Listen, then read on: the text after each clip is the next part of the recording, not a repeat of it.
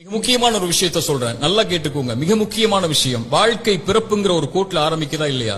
அந்த பிறப்புங்கிற கோட்ல ஆரம்பிச்ச மாதிரியே மறுபடியும் மரணம்ங்கிற அதே கோட்ல வந்து முடியும்.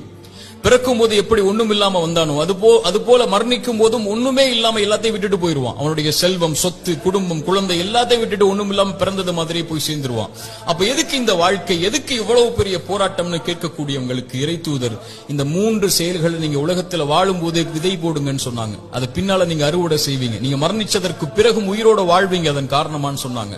அந்த 3 விஷயம் என்ன தெரியுமா? முதல் விஷயம், இறைவன் உங்களுக்கு செல்வம்னு ஒண்ணு கொடுப்பான், அது பிறருக்கு இந்த உலகத்திலேயே கொடுத்து உதவுங்க. அதன் மூலமாக ஒருவன் பலன் பெற்றிருந்தால், அதன் மூலமாக இன்னொரு பலன் பெற்றிருந்தால் அந்த தொடர் நன்மை உங்களுக்கு வந்தடையும்னு சொன்னாங்க.